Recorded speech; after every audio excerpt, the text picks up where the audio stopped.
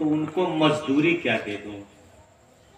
अल्लाह ताला फरिश्तों से पूछता है, काव दे दी इस सुने सुनावे वालों के, रुपया पैसा खर्च करने वालों को। अब फरिश्ते बेचारे का जाने, वो रुपया का जाने, पैसा का जाने, औरत क्या होती है क्या जाने, सोना क्या होता है क्या जाने, जागना क्या, कुछ नहीं।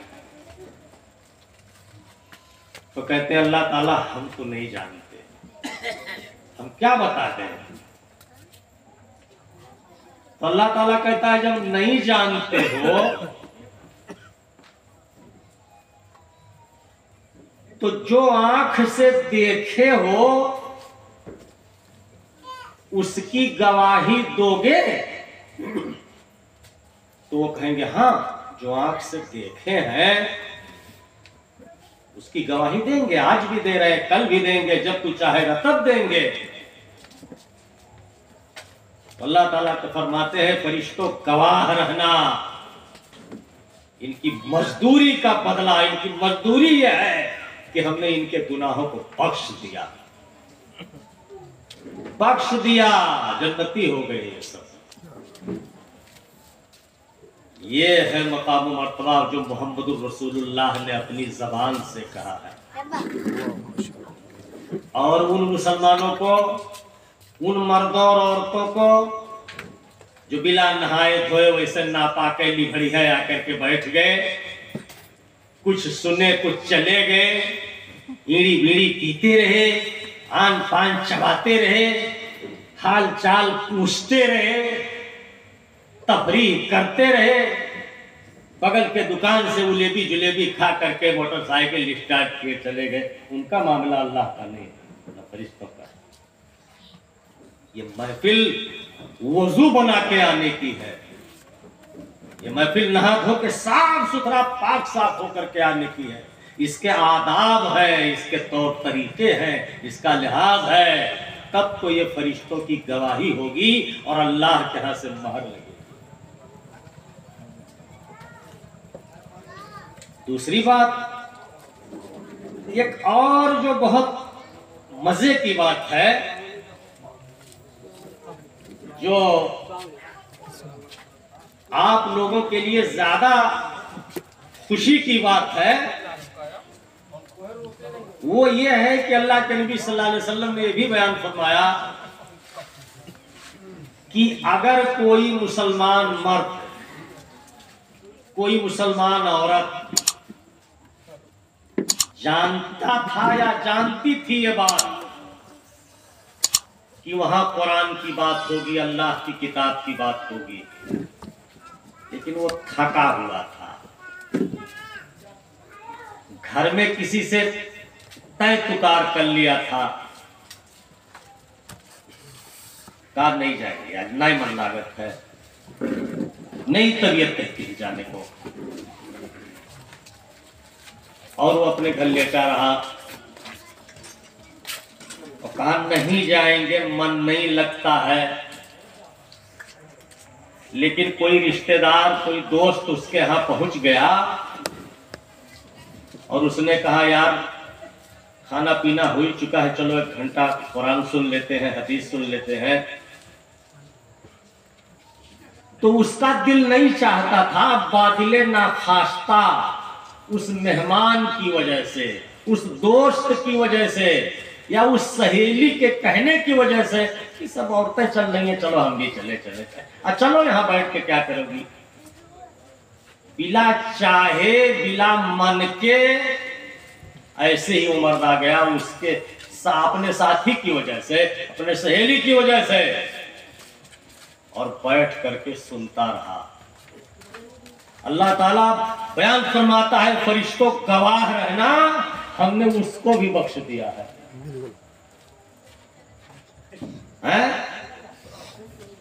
शनीदम की दर रोज उम्मीदो बीम, पदारा बने का बख्शत करीम। शेख सादी ने गुलिस्तान में लिखा है कि हमने सुना है कि कयामत के दिन नेक लोगों के झुंड में अल्लाह बुरों को भी निकाल देगा, उनको भी जन्नत दे देगा। अल्लाह गफूरुर रहीम है, अल्लाह इतनी मोहब्बत अपने बंदों से करता है उतनी माँ बाप नहीं कर सकते। 70 माओं की मोहब्बत एक तराजू पे रख दो, फिर भी अल्लाह रब्बुल आलमीन जितनी मोहब्बत अपने बंदों से करता है उतना 70 माएँ भी नहीं करेंगी। मामूली बात है। जवान होकर के सोया है, मुंह से फेचकुर निकल रहा है, अजान हो रही है लेकिन मस्जिद में नहीं जाता है। रमजान का महीना आया, चुपे चुपे खा रहा है, पान भी खा लेता है, होटल में अर्धा पर्दा गिरा के चाय पानी कर लेता है, फिर भी अल्लाह ताला रोजी नहीं बंद करता है, बीमार नहीं करता है, कोई सजा नहीं देता, माफ कर देता। अपने माँ बाप को गालियां दे देता है, झगड़ा कर लेता है, बांट करके बगले हो जाता है, अकेले पका के खाता है, माँ बाप को ऐसे छोड़ देता है। अल्लाह ताला अगर गफूर रहीम न होता तो वही पकड़ लेता फौरन कि माँ बाप बगले पका के खाए और अपना मेहरारू लेके बगले खाए। उससे ज्यादा बुरा दुनिया में कौन है? उसको तकरीर की सुनाने से क्या लेना देना है? लेकिन अल्लाह ताला कहता हो सकता है बिहान सुबह जा, कल तौबा कर ले। तो अल्लाह अपने बंदों को बहुत प्यार करता है, बहुत दुलार करता है, बड़ी ढील देता है। अगर मरने से 1 घंटा पहले भी अगर वो रो दिया तो अल्लाह की कसम अल्लाह ताला कुल गुनाह हमें माफ कर देता है, उसको जा जन्नत। अब इससे ज्यादा क्या चाहिए? अल्लाह सब कुछ बंदे के साथ भलाई करने को तैयार है और कर रहा है, लेकिन बंदा खुद नहीं जाता है, न चाहता है, न मांगता है। कितने दिन तक किसने अल्लाह से कौन सी चीज मांगी और अच्छा नहीं हुआ? डॉक्टर के पास 100 मरतबा जाएगा लेकिन अल्लाह से एक दिन भी नहीं रोएगा, एक रात में भी नहीं रोएगा। अल्लाह से तो रोना चाहिए, बीमारी हो गई है, नहीं अच्छी हो रही है। हज़रत अय्यूब अलैहिस्सलाम से ज्यादा तकलीफ दुनिया में किसी को पहुंची है बीमारी की, लेकिन अय्यूब अलैहिस्सलाम ने अल्लाह ही से कहा कि तेरे अलावा कोई अच्छा नहीं कर पाएगा, तू चाह तो अच्छा कर और नहीं अच्छा करेगा तो ऐसे ही रहो। आखिर एक दिन आया कि अय्यूब की जवानी तो बर्बाद हो गई थी विपत में, लेकिन जब अल्लाह ने इज्जत दी तो उनकी जवानी पलटा दिया था, फिर से जवान कर दिया था उनको। 140 वर्ष या 150 वर्ष की जिंदगी बढ़ा दी थी अल्लाह ने। तो अल्लाह सुनते सुनाते अल्लाह अल्लाह अल्लाह अल्लाह इसे आए हैं, मुंह से कह लेते हैं, उसको समझ नहीं रहे हैं, उसका हुक्म नहीं मान रहे हैं। ज्यादा से ज्यादा जब घर में लाश पड़ी रहती है, कोई मर वर जाता है तो 1 घंटा रो लेते हैं, फिर कब्रिस्तान पे दफन करने गए थोड़ा मुंह बनाए रहते हैं, और माटी देने वाले जो लोग आते हैं वो तो ठट्ठा के हंसते ही है कब्र पर कि कहीं मेरे घर का मरा है तो फलाना मरा। यही तो हो रहा है, देख रहे हो, यही तो हो रहा है कब्रिस्तान पे। तो अपने ईमान की, अपने बख्शिश की, अपने बुढ़ापे की, अपने विपत की पहले से तैयारी हर इंसान को कर लेना चाहिए। किसी के भरोसे पर जिंदा नहीं रहना चाहिए, न बेटों का भरोसा, न बीवी का भरोसा, न जायदाद का भरोसा, न धन दौलत का भरोसा, सिर्फ अल्लाह का। और अल्लाह के भरोसे के लिए आपको नमाज पढ़ना पड़ेगा। बिना नमाज पढ़े आप एक रत्ती उम्मीद ना रखिए अल्लाह से।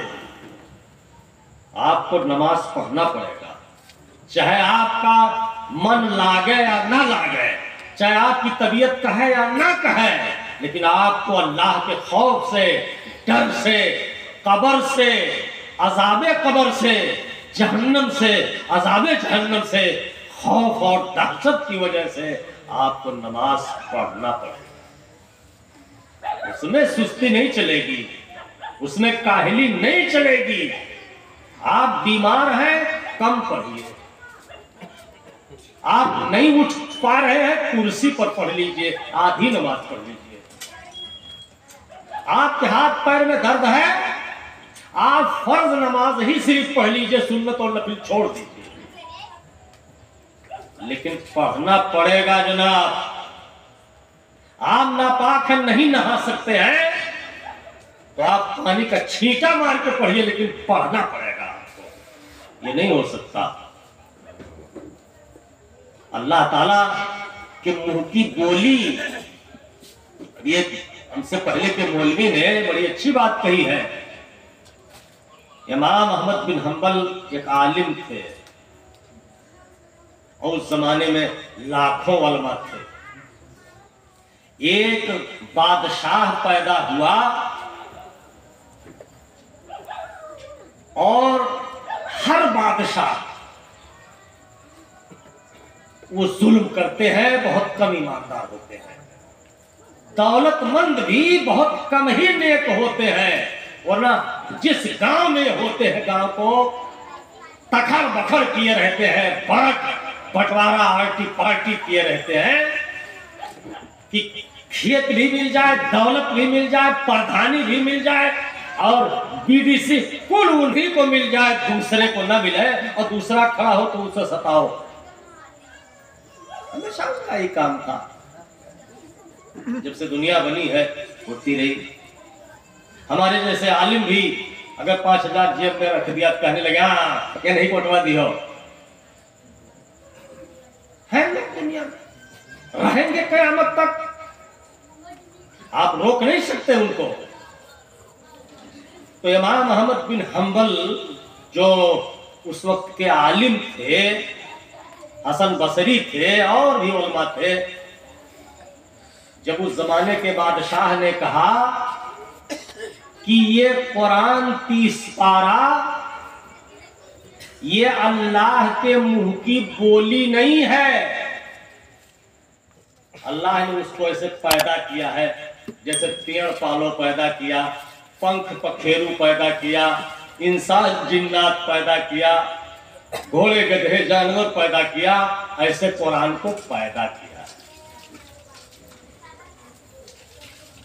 तो एक चीज याद रखना, जो चीज पैदा हुई है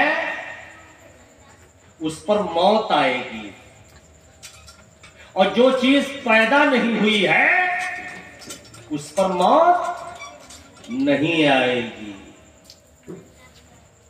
वो चीज नहीं मर सकती है।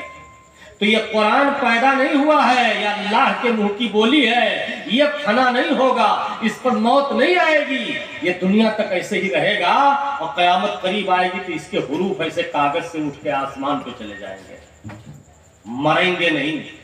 इसलिए कि जिसकी बोली है वो मरने वाला है ही नहीं। अल्लाह के मुंह की बोली है, अल्लाह पर मौत तारी नहीं होगी, उसकी बोली पर नहीं तारी होगी।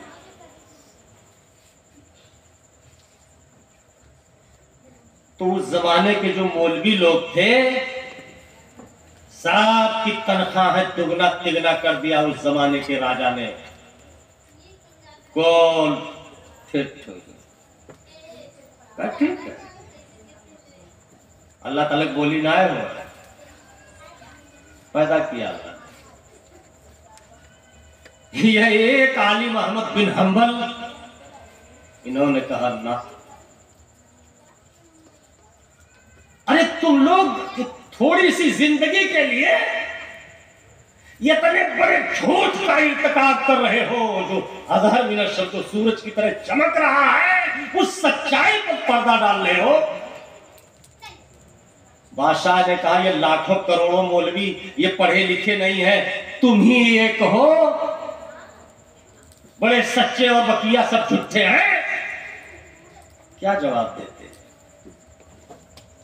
तो कहते थे नहीं, सब पढ़े लिखे हैं, सब हमसे बड़े हैं। तो कहा तू क्यों नहीं मानता? तो वही कहा, ये तूनी आयतन मिन किताबिल्लाह कुरान से कोई आयत लाओ, दिखाओ कि कुरान में लिखा हो कि अल्लाह ने इसे पैदा किया है, उसकी मखलूक है, ये मान लूंगा। अगर कुरान में नहीं दिखा सकते, अगर 30 पारा कुरान में नहीं दिखा सकते, तो मोहम्मद रसूलुल्लाह की हदीसों में से कोई एक हदीस ले आओ जिसमें यह लिखा हुआ हो कि ये कुरान अल्लाह की बोली नहीं है बल्कि उसकी पैदा की हुई चीज है, हम मान लेंगे। तो 30 पारा कुरान में कोई आयत ऐसी नहीं थी, हदीसों में कोई हदीस ऐसी नहीं थी जो पेश कर देते। जब नहीं पेश कर सके, 3 बादशाहों के जमाने तक जिंदा थे वो, बहुत मारा, हाथों तोड़ दिया था सब, मार करके ये हड्डियां टूट गई थी। वो नियत नहीं बांध पाते थे, वो नमाज पढ़ते थे तो ऐसे खड़ा रखते थे ऐसे। जेल में सारी जिंदगी जेल में बीत गई। तीसरा बादशाह आया, उसका नाम था मुतवक्किल। उसने कहा कि ये कई बरस का कैदी जेल में पड़ा हुआ है, इसे निकालो, इसका जुर्म क्या है? कहा इसका जुर्म यह है कि ये कुरान को मखलूक नहीं मानता है और पूरे मुल्क में जितना मियां मौलवी है सब मानता है। कहा उसको आज निकालो जेल से, आज मैं कहलवा के छोड़ूंगा। मेरे बुजुर्गों और दोस्तों, मेरी माँ और बहनों और मेरी बेटियों, अगले मौलवी की तकरीर को थोड़ा आगे मैं कर रहा हूं, उसके बाद तकरीर अब क्या करना है। निकलवाया बादशाह ने इमाम अहमद बिन हंबल को, इतना मारा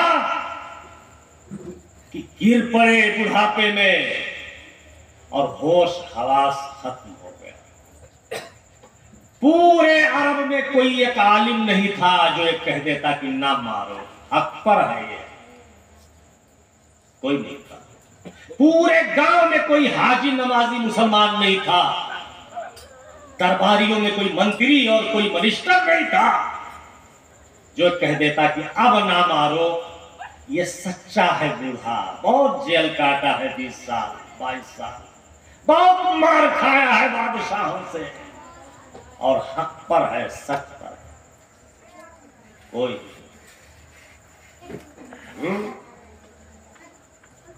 करते रहा करेंगे खामोश हम दुआएं, कब तक नहीं सुनेंगे दोनों जहान वाले।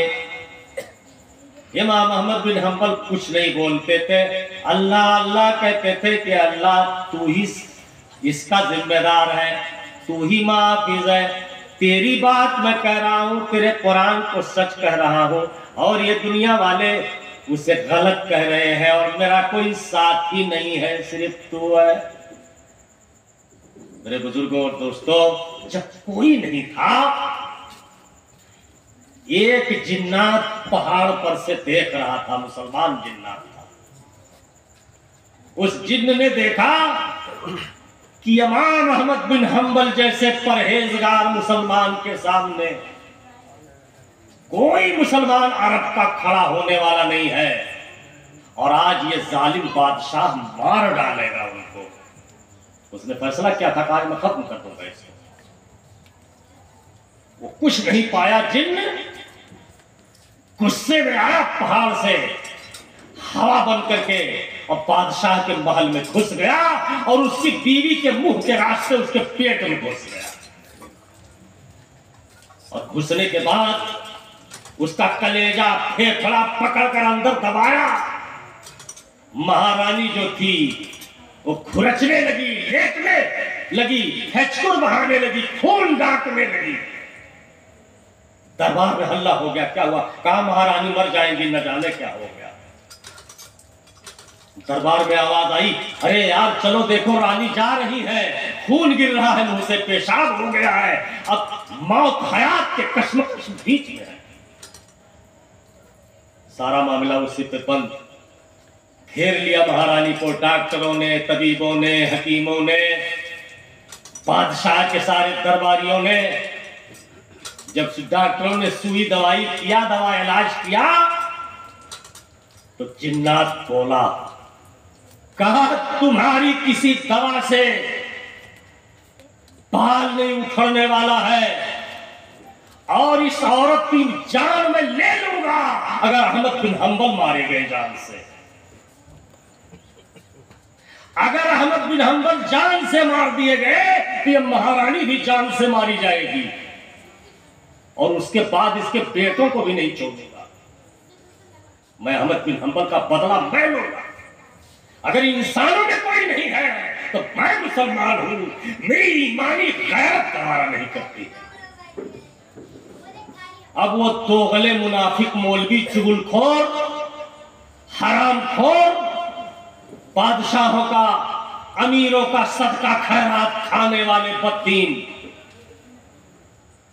आए। बादशाह ने कहा चलो जिन्ना है छुड़ाओ, तुम लोग मौलवी हो। इन्हें तो पता था कि हमारे अंदर कितना है, हमको भी ना पटक के रगड़ दे।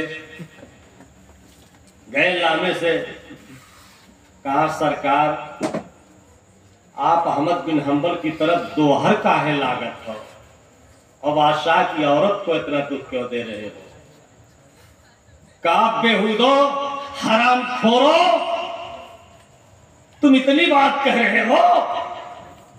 वल्लाहे लौ हकमा अहमद बिन हंबल, अल्लाह की कसम अगर अहमद बिन हंबल हमें कह दे ला खरजना मिनल इराक, तो मैं इराक से निकल जाऊंगा इसी वक्त। अगर अहमद बिन हंबल मुझे कह दे, ये वो परहेजगार मुसलमान है, वो इतना बड़ा ईमान वाला है, वो अल्लाह का इतना बड़ा दोस्त है, वो अल्लाह का इतना बड़ा दुलारा है कि अगर मुझे कह दे तो मैं अपने बाल बच्चों को छोड़कर इराक की पहाड़ी से भाग जाऊंगा।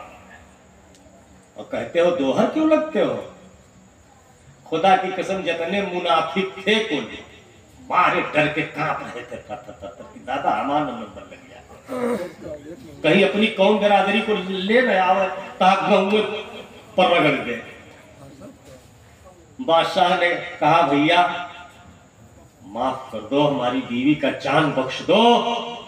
मैं अहमद बिन हंबल की कसम खा के कहता हूं अल्लाह की, मैं सारी जिंदगी उनकी इज्जत करूंगा, सारी जिंदगी उनके साथ दुलार प्यार करूंगा, सारी जिंदगी हम उनकी तनख्वाह देंगे, सारी जिंदगी हम उन्हें अच्छा सा खाना और कपड़ा देंगे, लेकिन हमारी बीवी का जान बख्श दो।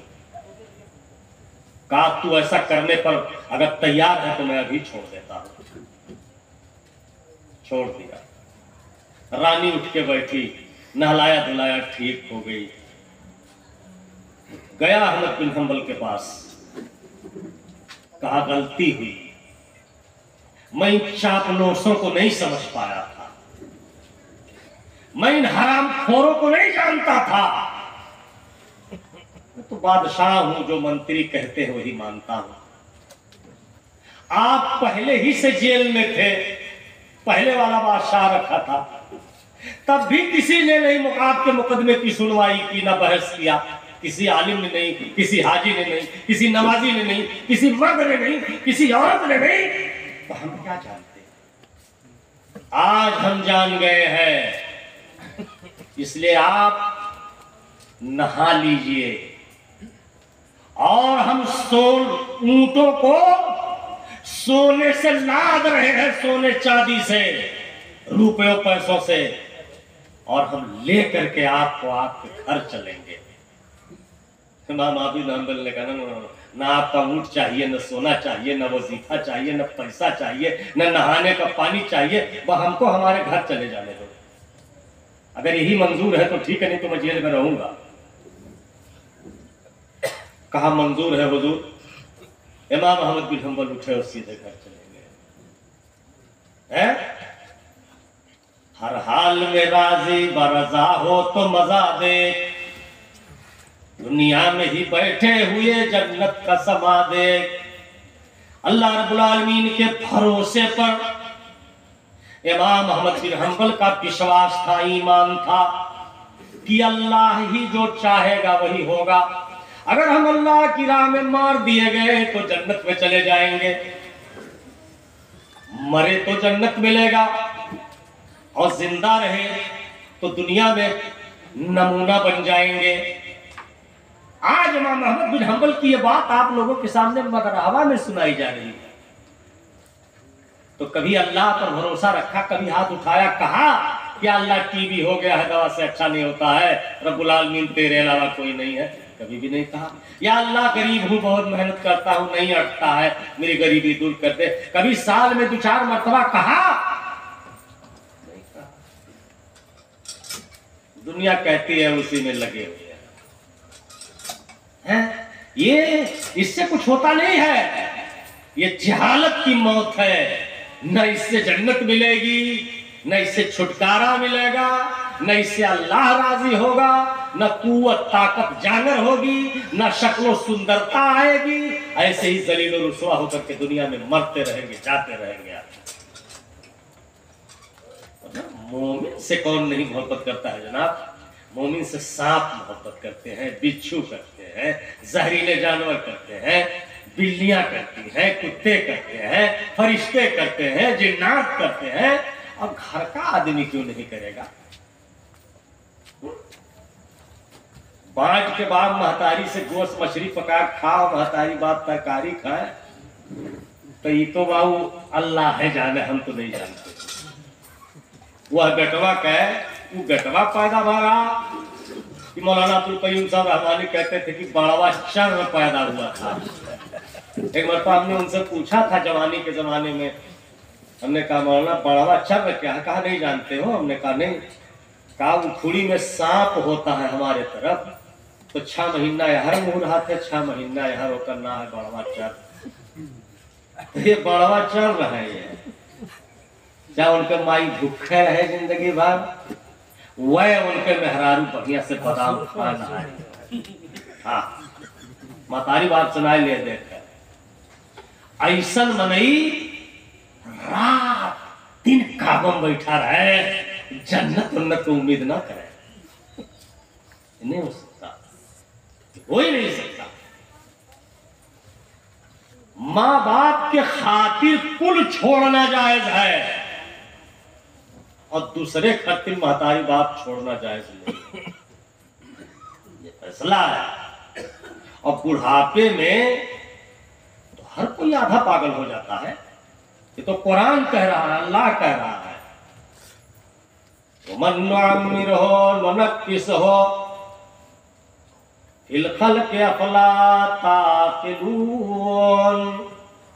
ए दुनिया के मर्दों और औरतों, हम जिसकी जिंदगी लंबी कर देते हैं 100 बरस, 105, 110 बरस, नोनक पिसो तो हम उसको टेढ़ा कर देते हैं, झुका देते हैं, कुबराहा कर देते हैं, और उसके दिलो दिमाग को गड़बड़ कर देते हैं।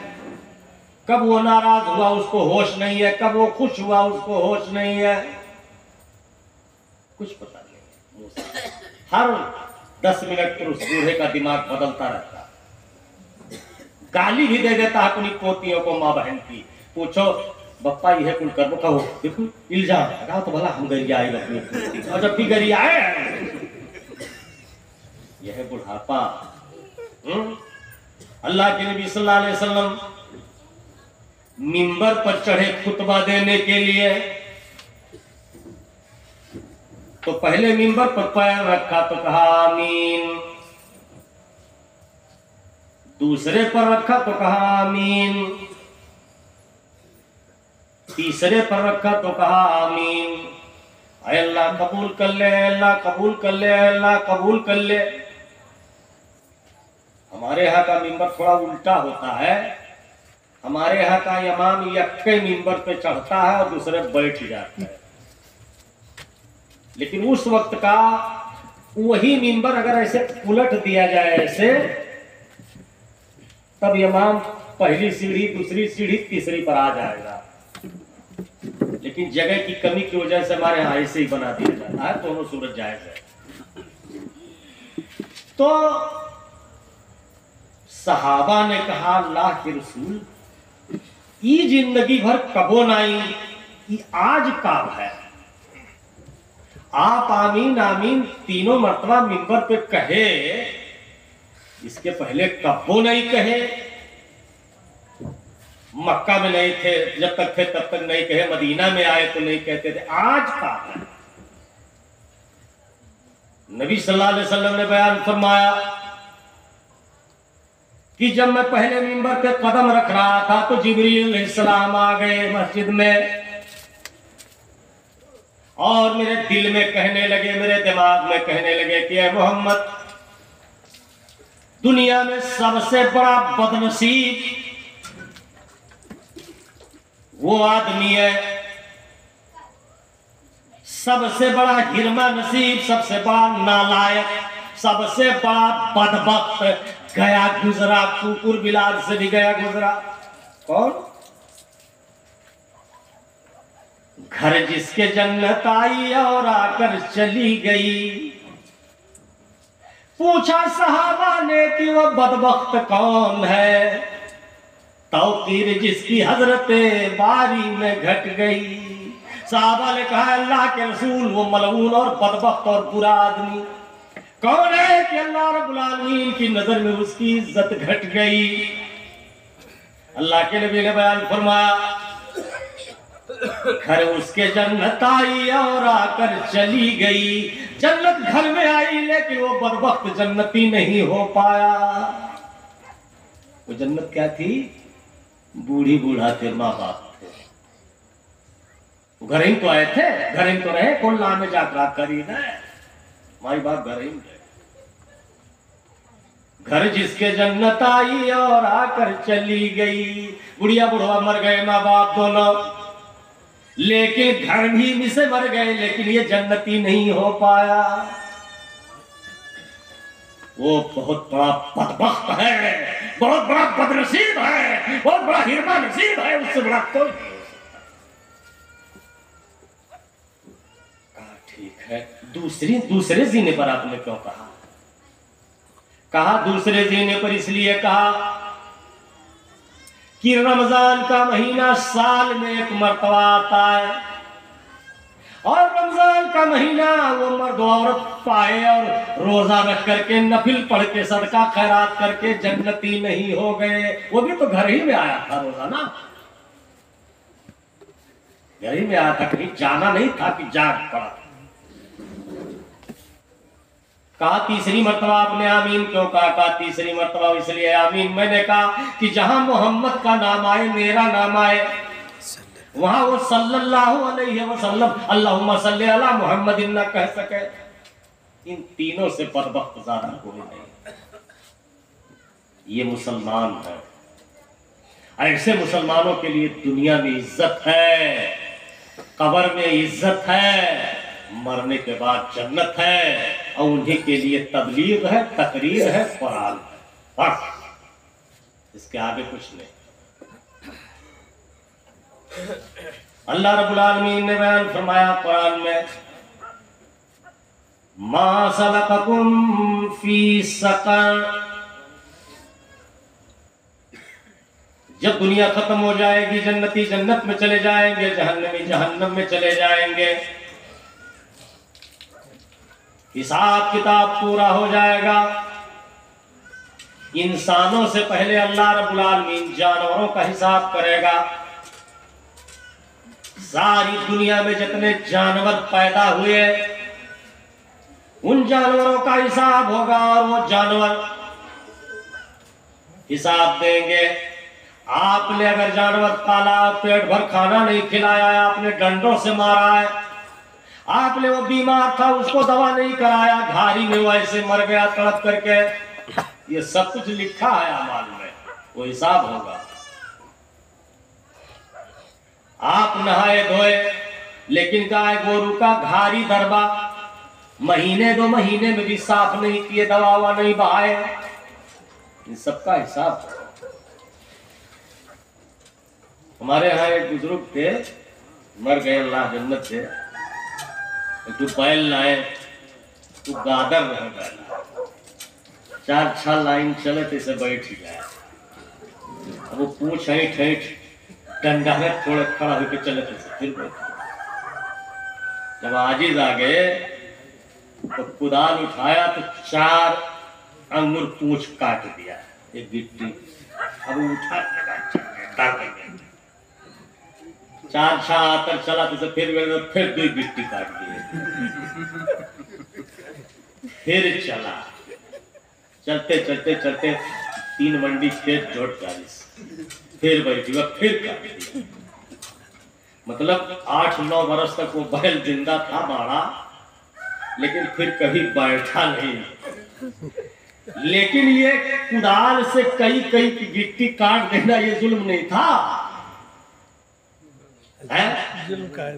जुल्म था। अल्लाह के नबी सल्लल्लाहु अलैहि वसल्लम मदीने में जा रहे थे, एक ऊंट ने मुंह झपकाया, ऐसे बुलाया तो अल्लाह के रसूल गए, तो अल्लाह के नबी के कंधे पर उसने अपना गर्दन रख दिया ऊंट ने, तो पगुरी करने लगा। तो अल्लाह के नबी ने कहा ये ऊंट किसका है, जरा बुला के लाओ। तो उसको गए, कहने चल अल्लाह के रसूल बुलावत है, तोर ऊंटवा उनके करवत मुड़िया धरे है, पता नहीं क्या है। आया, खड़ा हुआ, कहा ये तेरा ऊंट हमसे कह रहा है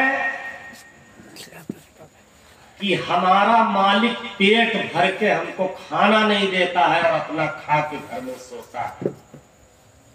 देख इसके आंसू, देख कीचड़, देख कीचड़ और आंसू ऐसे नहीं गिरता है किसी को। और ये भी कह रहा है कि जवानी में जय बोरा मेरी पीठ पे लादता था, आज बुढ़ापे में भी उतने बोरा लादता है। डर जा अल्लाह से, वरना तेरी गरीबी और तेरी दरिद्रता कभी जिंदगी में खत्म नहीं होगी, इसी ऊंट के तकलीफ के रोने की वजह से।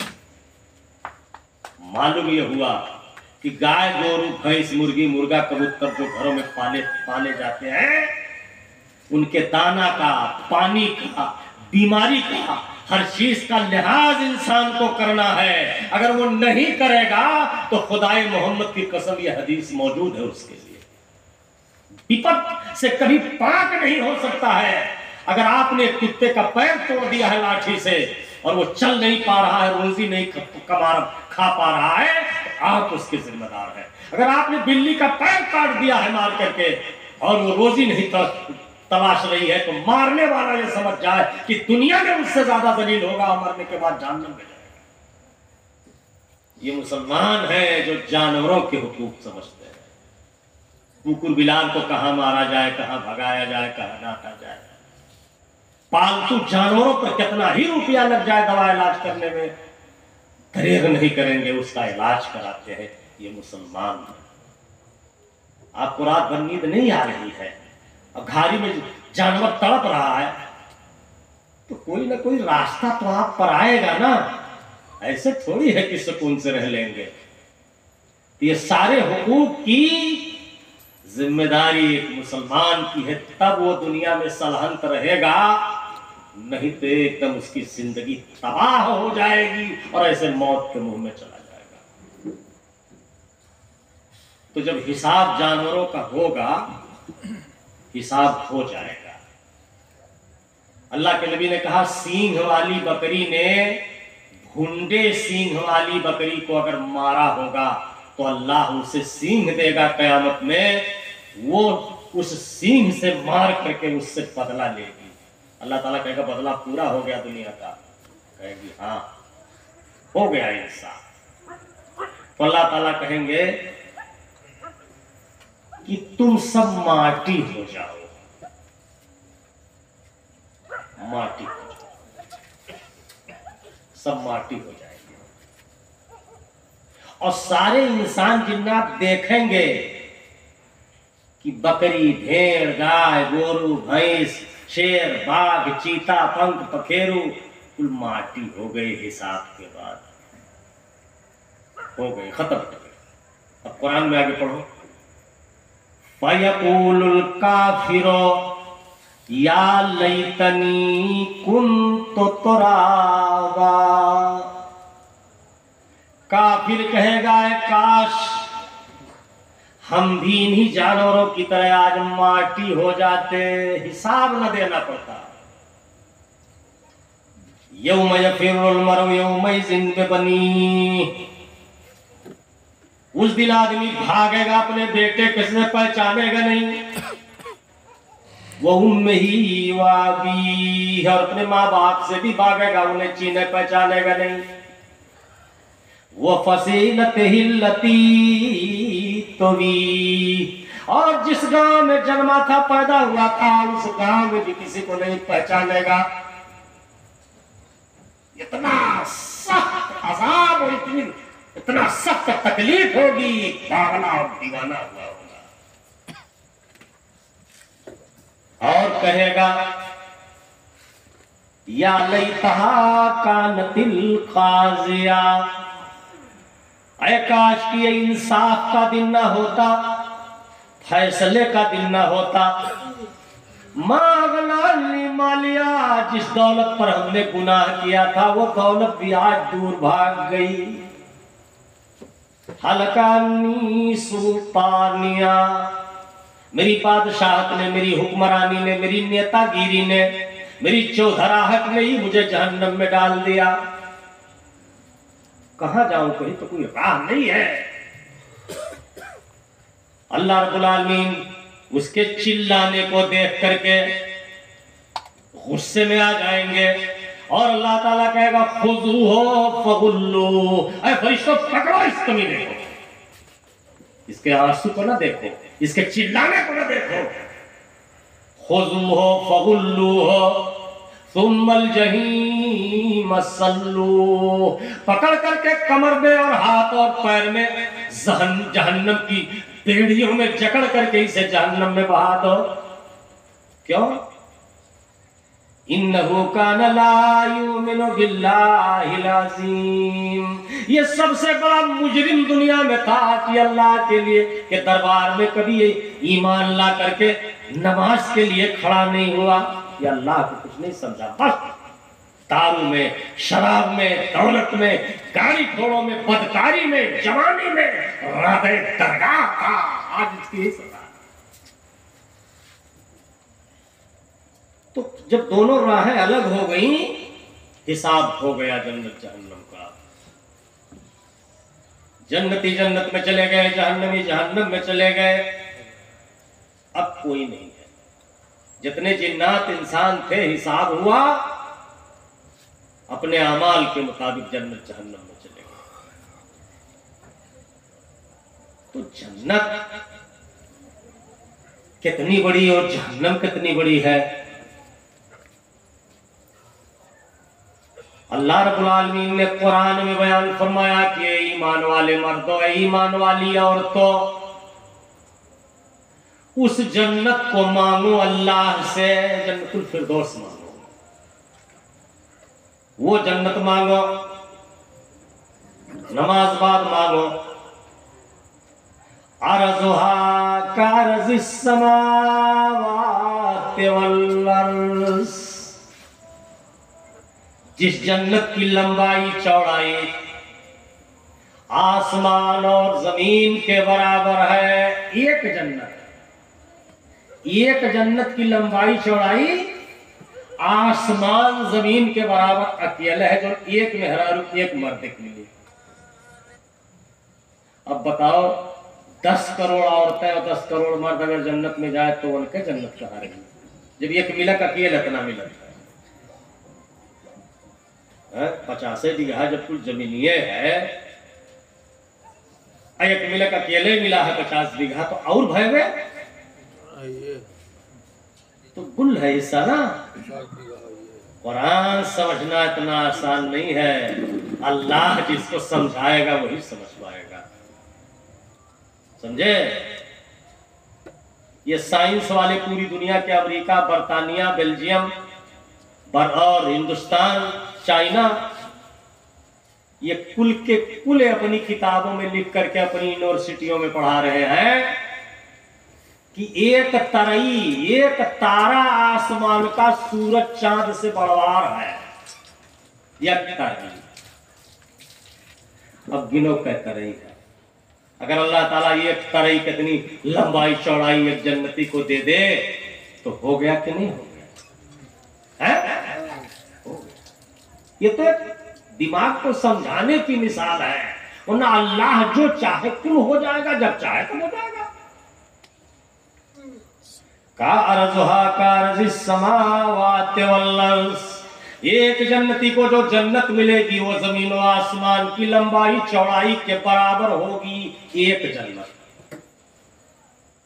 तो भैया जब एक जन्नत मिल गई तो वहां औरतें जो होंगी जन्नत की, और ये दुनिया की औरत की जन्नत, दुनिया की औरत उन तमाम जन्नती औरतों की सरदार और मलकिन होगी, और उसकी सुंदरता उन जन्नती औरतों से और ज्यादा सुंदर होगी। जो दुनिया की औरत है, बड़ी बदनसीब है वो औरत कि मरने के बाद वो जहन्नम में चली जाए और उसका मर्द जन्नत में चला जाए। और बड़ा बदनसीब है वो मर्द कि मरने के बाद वो जहन्नम में चला जाए और उसकी औरत जन्नत में चली जाए। जोड़ा बिछुड़ जाए, इससे ज्यादा बुरा न कोई मर्दों में है ना औरतों में।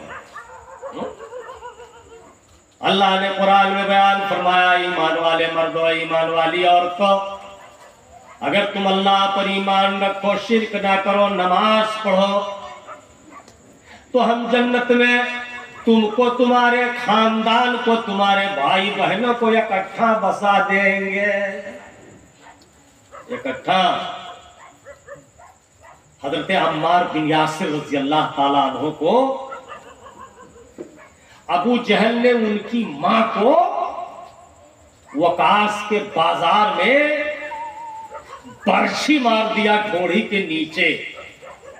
हजरत माई सुमैया रज़ी अल्लाह ताला अन्हा को घोड़ी के नीचे बर्छी मार, और वतने नहीं कि बर्छी मार दिया तो मर गई, एक पैर में रसरी बांधा और एक ऊंट के पैर में बांध दिया, और दूसरे पैर में रस्सी बांधा और दूसरे ऊंट के पैर में बांध दिया, और दोनों ऊंटों को ऐसे खड़ा कर दिया पूरब पश्चिम। एक ऊंट को मारा, उधर भागा, और एक ऊंट इधर भागा। माई सुमैया के दोनों पैर चीर के अलग अलग हो गए, और यही नहीं, उसमें बर्छी भी मार। मां मरी पड़ी है ऐसे ही, और दोनों हिस्सा जिस्म का फाड़ा हुआ है, और जवान देखा बाधा हुआ ऐसे खड़ा है। हिम्मत नहीं है, बेटा जाए तो कहा जाए। फिर उनके बाप यासिर को बुढ़ापे में जमीन पे पटक करके इतने ईड़े मार दिए गए कि सारी पसली की हड्डियां टूट करके फेफड़े और कलेजे में धस गई। मुंह से खून, पेशाब से खून, नाक से खून, मर गए, शहीद हो गए। बेटा देख रहा है अपने अब्बा अम्मा को। उसके बाद पूरी ताकत से जब उछले तो लोहे की जंजीर से कहां जाते थे। तब तक अबू जहल ने मारना चालू किया तो मार के गिरा दिया जमीन पर अम्मार बिन यासिर को, हाथ पर बांध दिया। कहा, बोल, तेरे माँ बाप तो तेरे सामने गए, तेरी बारी है, कोई तमन्ना हो तो बोल, तू जवान है। कहा, तमन्ना कुछ नहीं है, हमारे रसूल जिंदा हैं, कोई जाके कह दे कि अम्मार आपको देखना चाहता मरने से पहले। कहा, मोहम्मद यहां आएगा? कहा, आवे ना या आवे उनकी मर्जी, लेकिन मेरी चाहत है कि मुंह दिखा दो एक मर्तबा। कोई नहीं गया। एक मुसलमान जो ईमान छिपाया था दिल में, बता नहीं रहा था कि मैं मुसलमान हूं, वो धीरे से भाग गया बाजार में से। कहा अल्लाह के रसूल अम्मार अब दुनिया से जा रहे हैं, उनकी माँ सुमैया और उनके बाप यासिर चले गए ऐसे ऐसे। तो कहा क्या कहा अम्मार ने? कहा अम्मार ने कहा कि कोई अगर नबी को खबर दे दे मैं मरने से पहले मुंह देखना चाहता हूं। कहा मुझे? कहा अल्लाह के रसूल पे खड़े हो गए। सहाबा ने कहा बाजार में कोई आपका आदमी नहीं है, सब आपके दुश्मन है, और आप अकेले अगर बाजार में गए तो अनर्थ हो जाएगा। अल्लाह के नबी ने कहा उस जात की कसम जिसने मोहम्मद को नबी बनाया है, मैं अकेले जाऊंगा, मेरे साथ कोई नहीं जाएगा। आप बताइए ये हिम्मत और ये जागर किस बुनियाद पर था? अल्लाह पर रहने की वजह से था, बस और कुछ नहीं। चले गए, मजमा को चीरते हुए अम्मार के सामने खड़े हो गए।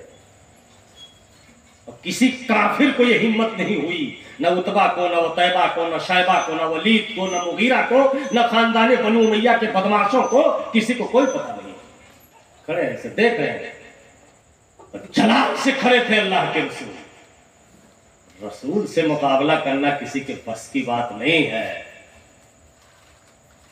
गए, सुमैया को देखा, यासिर को देखा, मुड़वारी खड़े थे यहां। तो हजरत यासिर ऐसे टेढ़ा करके सर ऐसे देखना चाहते थे, लेकिन यहां इतना दर्द था, इतना मार दिया था, घूम नहीं पाते थे। अल्लाह के रसूल खुद घूम के आए, अम्मार ने देख लिया। तो अल्लाह के नबी ने कहा इस्बिरू या आला यासिर फइन्ना मवदतुमुल जन्ना। ये यासिर, ये सुमैया और है अम्मार, दुनिया में मेरी उम्मत के एकाध लोग, एकाध खानदान से जन्नत में जाएंगे, लेकिन मैं गवाही देता हूं कि तुम खानदान समेत जन्नत में रहोगे। खानदान समेत, बेटुओं, मातरियों, बको। अल्लाह ने कुरान में बयान फरमाया वो लोग जो ईमान लाए, उनकी बीवियों ने नमाज पढ़ी, उनकी माओं ने नमाज पढ़ी, उनके बेटों ने नमाज पढ़ी, उनके खानदान ने नमाज पढ़ा, तो अल्लाह रब्बुल आलमीन मरने के बाद, हिसाब किताब होने के बाद इकट्ठा कर देगा, अलग नहीं करेगा। ये दुनिया की बीवी अगर नेक है तो वहां भी एक रहेगी, और अगर ये मोबाइल फोन वाली जो नंबर फीड किए है 50 ठू, उसकी तो कोई जिम्मेदारी नहीं है। रात दिन उसका वही चालू है, अपना मियां साहब बम्बई है या सऊदिया है 4-4 साल, यार कंपनी का नंबर है लगा है, नमाज का पता ही नहीं है, तो उनका क्या मामला है? तो अल्लाह रब्बुल आलमीन ने बयान फरमाया कि जब जन्नती जन्नत में जाएंगे, जहन्नमी जहन्नम में जाएंगे, तो जन्नती अपनी बीवी के साथ बैठेगा, है बीवियां मिलेंगी। फिरौन की बीवी माई आसिया रजी अल्लाह ताला अन्हा, उसका मर्द फिरौन था दुनिया में, जो बहुत बड़ा बादशाह आज़म था, लेकिन वो जहन्नम के निचले तबके में जाएगा और माई आसिया अकेले जन्नत में जाएंगी। तो अल्लाह उन्हें कोई दूसरा जन्नती मर्द देगा? ऐसे बहुत सारे जोड़े, जो जन्नती औरतें होंगी उन्हें जन्नती मर्द मिलेंगे, जो जन्नती मर्द होंगे उन्हें जन्नती औरतें मिलेंगी। और ऐसे जोड़े दुनिया में बहुत ज्यादा है कि दोनों की राहें अलग अलग है।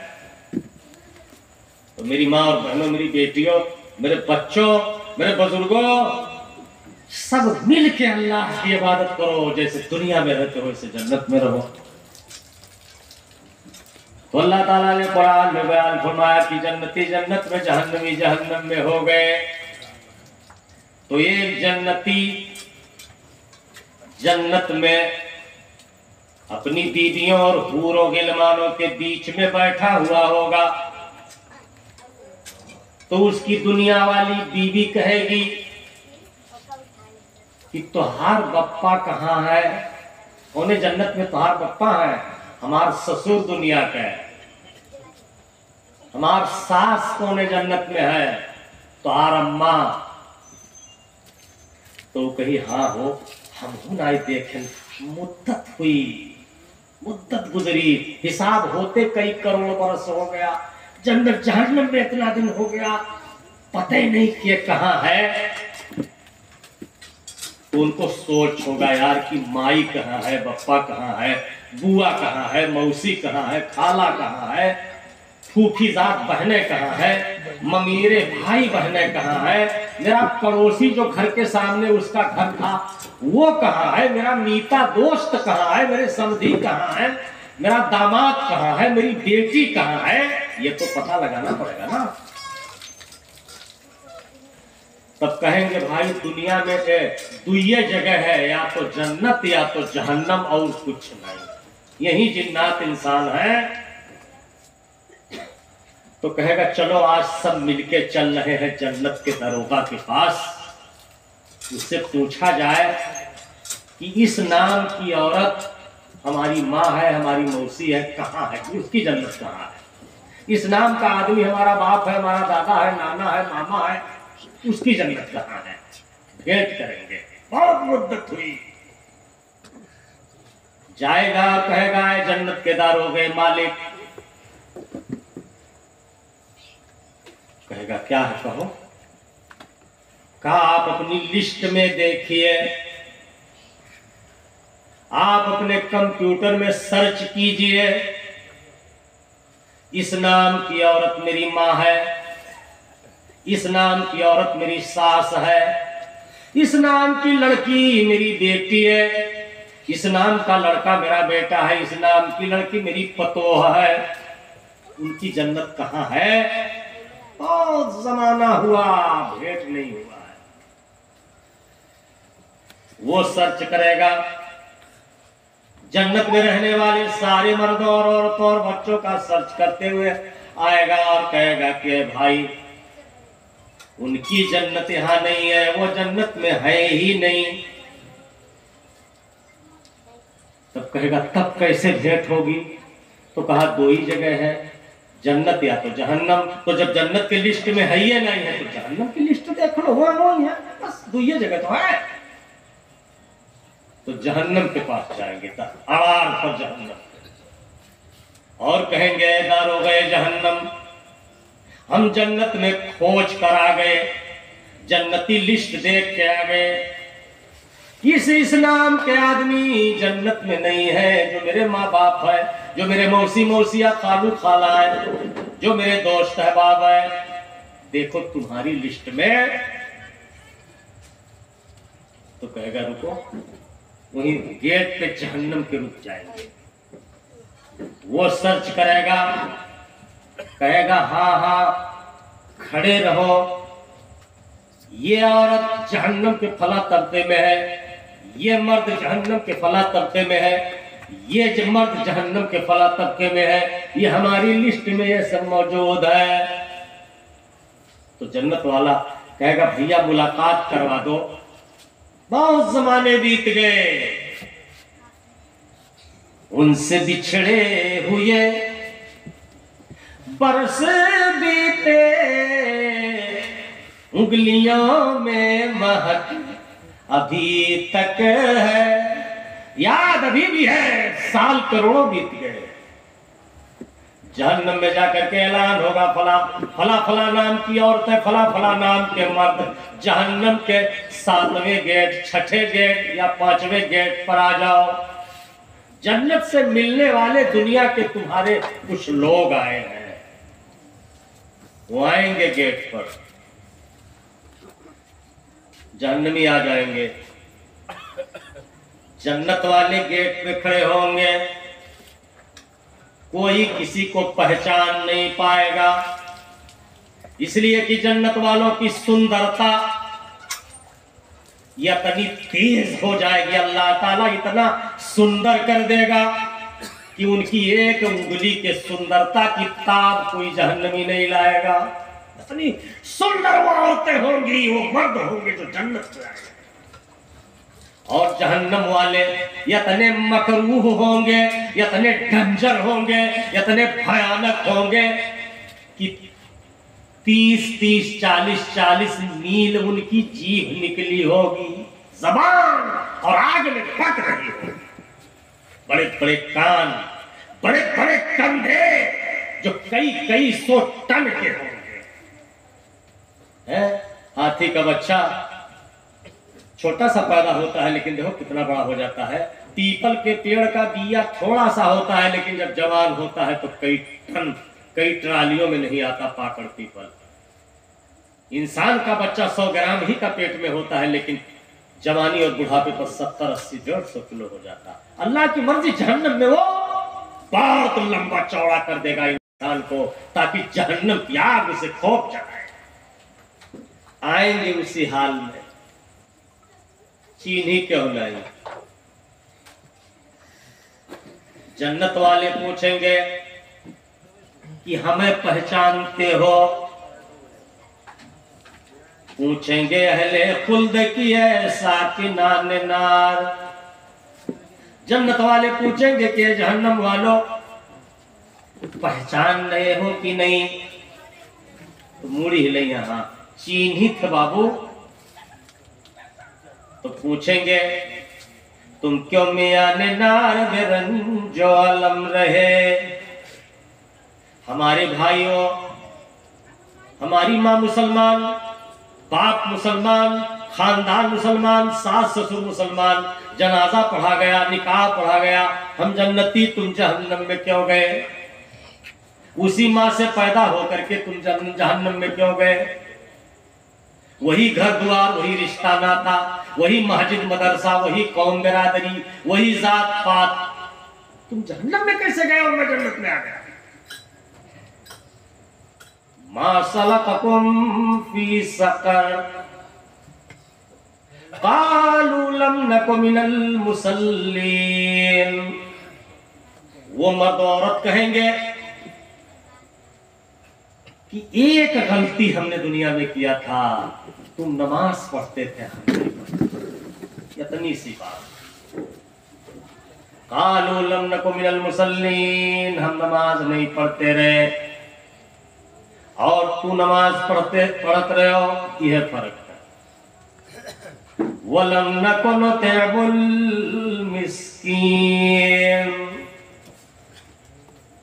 और मिस्कीनों को कभी खाना नहीं खिलाया, साल साल 2-2 साल कभी किसी को हाथ नहीं धोया अपने दरवाजे पर।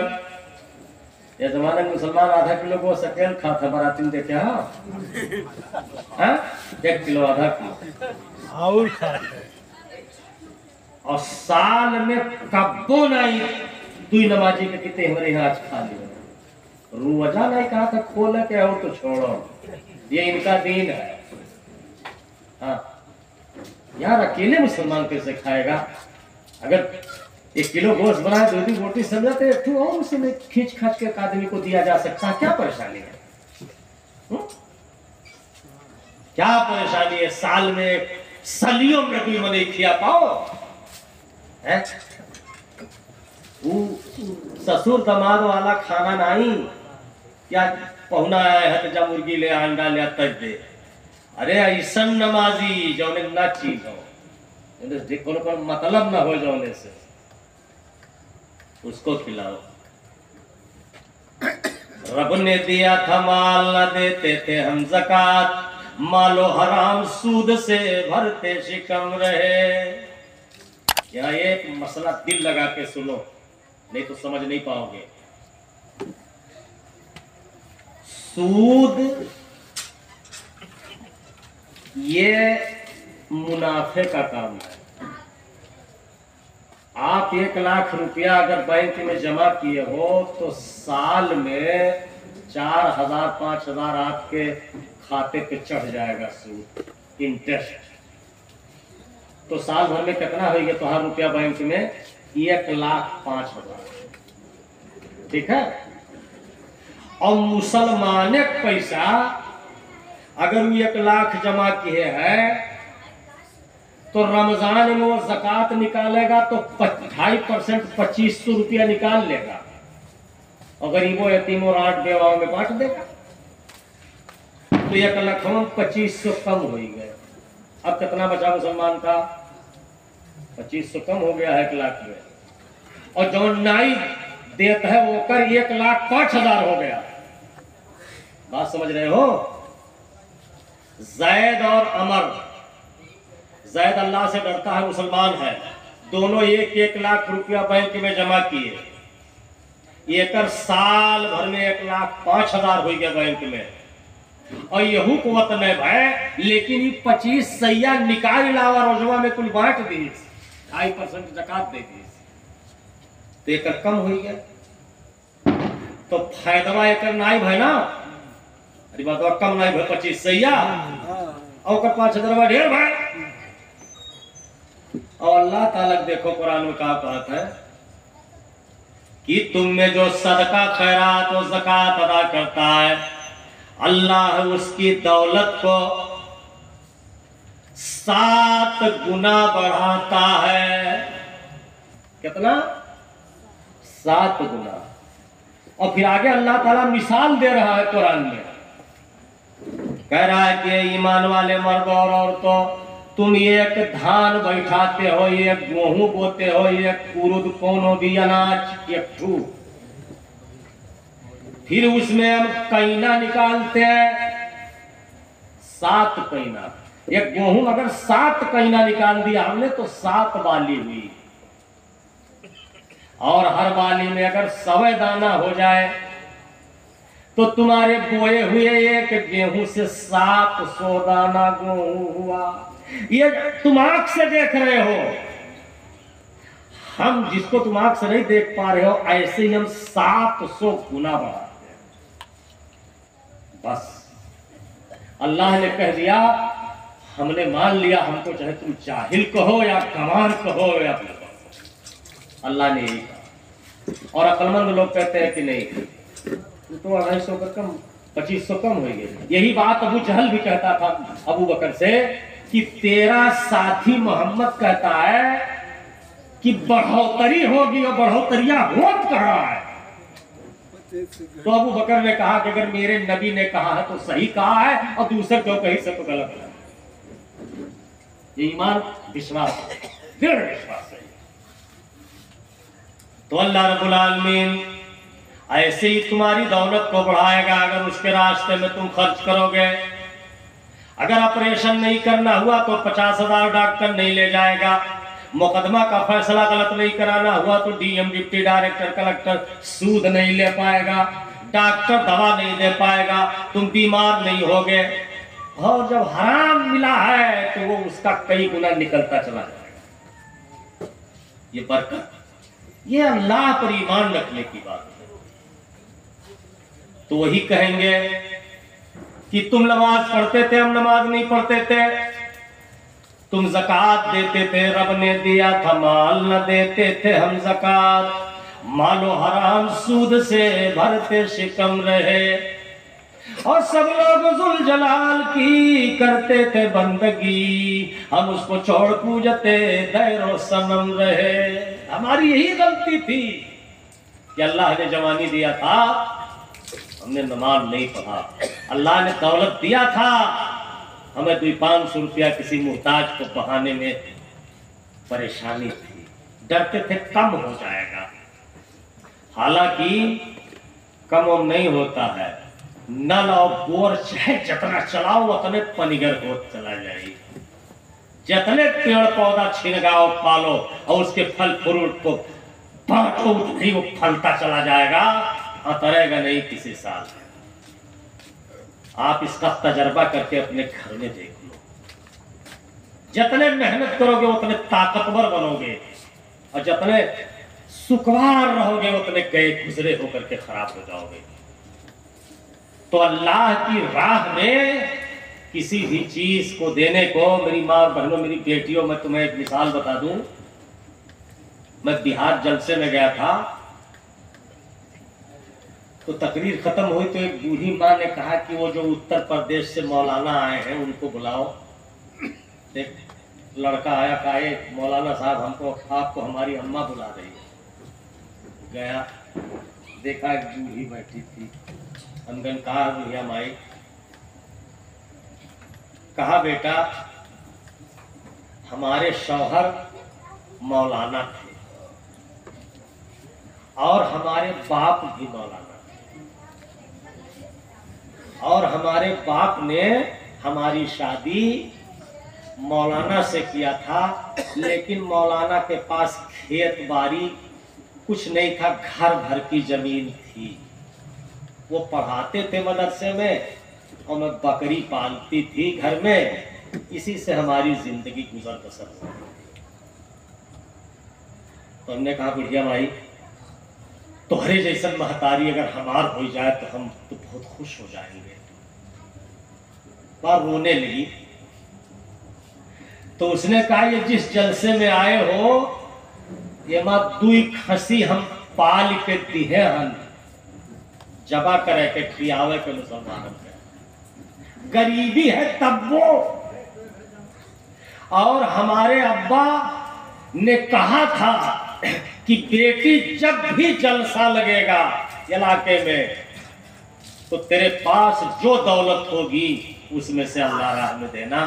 तो मैं हर साल 2 बकरा जलसा के लिए पालती हूँ। जब जलसा होता है तो मैं मौलाना लोगों को मदरसे में दे देती हूँ कि 2 ले जाओ। देखा जन्नती औरतों को, नेक औरतों को कौन धन दौलत ना है, खेत बाड़ी, लेकिन एक ठूक बकरवे करे अल्लाह राह में। अगर अल्लाह पूछ ले क़यामत में मर्दों और औरतों से कि अच्छा कोनो एक नेकी बताए दो और जन्नत में चला जाओ, एक नेकी,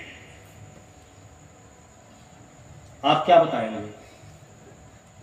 अल्लाह ताला कहे कि 70 साल जियाए रहन और खेत बाड़ी दिए रहन, मेहरारू लड़कन दिए रहन, रुपया पैसा दे रहन, कोनो एक नेकी बता दो हम में खर्ची किए हो जन्नत में चला जाओ, आप क्या बताएंगे? आप क्या बताएंगे? बोलिए, आप में से कौन कुछ बताओगे? अरे यार नहीं पूछेगा क्या होगा? अरे पूरी जिंदगी में यही कह दे कि भाई या कछु तो कुछ बता दे। क्या बताओ?